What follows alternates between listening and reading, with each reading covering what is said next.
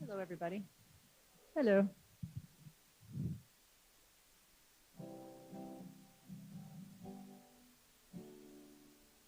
You need to know I drove a Mustang. You need to know I got it sold too. Maybe other people avoid paying, but I push through. Oh yeah. So when I die, it'll be without the blue.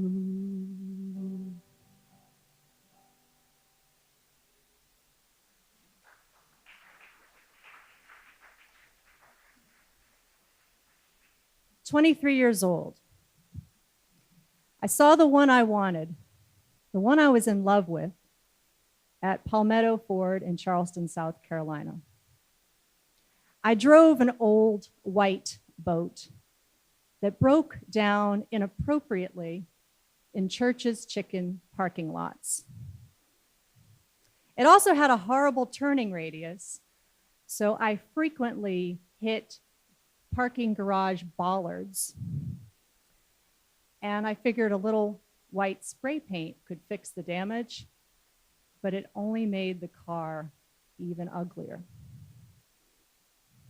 I bought the red Mustang and knew that now I would have acceptance, coolness, and power, which I felt none of those ever, and especially with that old white boat.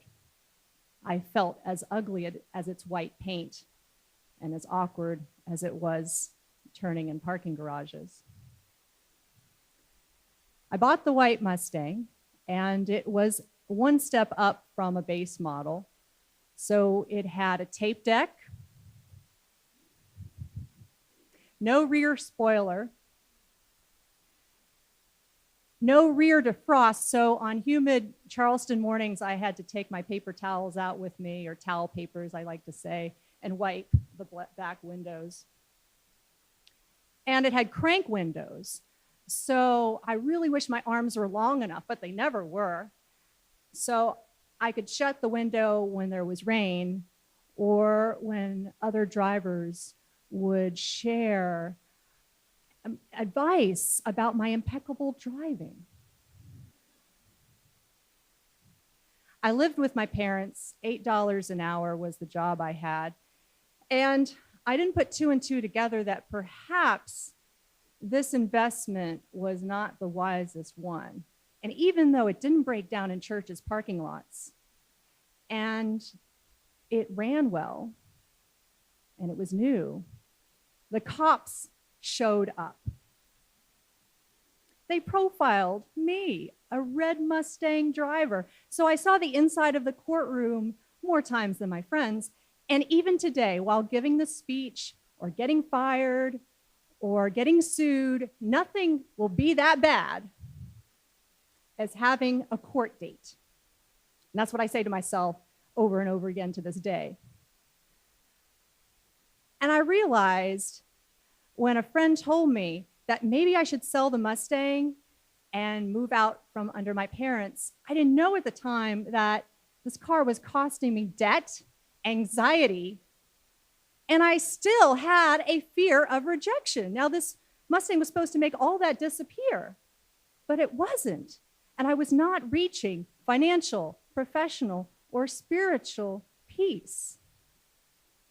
So when I identified the debt, the anxiety, and the fear of rejection, these were my speed bumps of how I was getting in my own way. And perhaps my 3 frenemies are also your frenemies as well.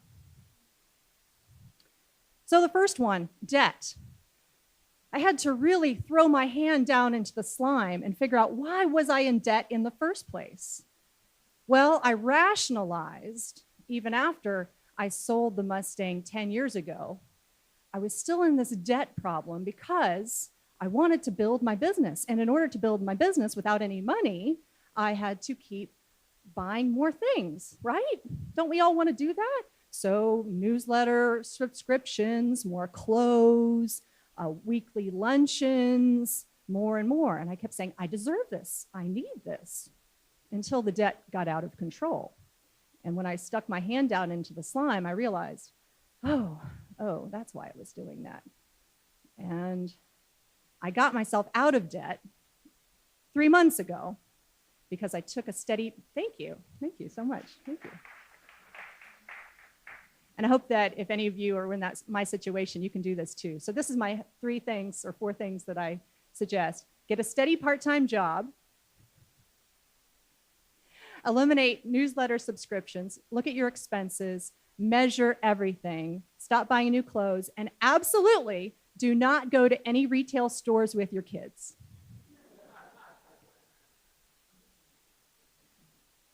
Number 2, anxiety. I was born anxious.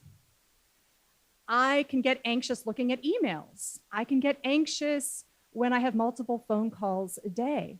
So I realize that anxiety is usually a product of being fearful of failing and not being good enough, which I have so much in quantity of that. I realized that I could do certain things to ease my anxiety and stop these panic attacks, even when they would come on. So I turn off my ringer on my phone, all my email notifications, and I screen all my phone calls. So that way I don't have this distraction and this high stress. I also realized that singing loud country music songs at the top of my lungs really forcefully, and having bright headlights when driving in rain are 2 things that also help my driving anxiety.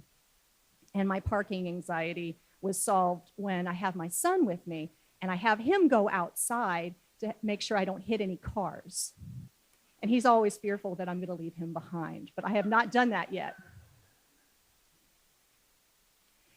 When my husband scraped this scum off my headlights, that made a huge difference. And I stopped feeling those speed bumps of, gosh, I can't see. What do I do? What do I do? And anxiety never quite goes away, but you also have to find ways to ease it. And having supportive friends that lift you up and who are part of your team can also help that anxiety. And the last lesson that I've learned was that fear of rejection, which all of us face every day. And some days are really worse than others. I mean, standing here before you, what if you reject me? Geez. But I don't have that problem because I decided not to have that problem today. I told myself I can make a new story. I don't have to be the person I was yesterday. I don't have to be the person I was a year ago or 10 years ago. I don't have to be that child that my mom yelled at and told me that I'm not good enough, I'm not pretty enough, I'm always going to be average or perhaps below average because she was jealous of me. Didn't know that when I was a kid, but figured it out as an adult. I don't have to have that same story in my head. I can be my own hero. So the fear of rejection eased when I started playing music regularly. I first started on guitar, which you heard earlier, and then I decided to go crazy and take violin. Now with violin, if anyone here is a violinist, any mistake you make is open to the public. I mean, you move just that much and bam, you're out of tune. Bam, you're done. Well, I've had so many embarrassing performances, I just keep going. I said, well, it's whatever. I'm going to keep going and have more stage time. So now I'm always carrying my violin, so you never know. I didn't bring it today inside, but I have it ready in my car because you never know. I also, having stage time and having repetition, doing more and more. So investing in yourself with lessons was one way to ease the fear of rejection. And the other thing was to take more lessons. So I decided to buy a banjo a month ago and take lessons. And then I decided, well, at 40 years old, I'm going to go ahead and take Irish dancing. And I don't care if everybody is, my class was made up of 6- and 7-year-olds. So here I was, and everyone else was here. Like, do I smell bad? I'm okay, you know. And the fear of rejection is also, I've learned, to use a really, really, really good antiperspirant. Debt, anxiety, and the fear of rejection were my speed bumps and how I got in my own way. And perhaps they are your speed bumps as well, and they're getting in your own way. But it doesn't have to be so. We can practice our courage muscles every day and be a little stronger and be a little braver so that we won't have these three frenemies holding us back. And I wish you a smooth road with absolutely no crazy speed bumps.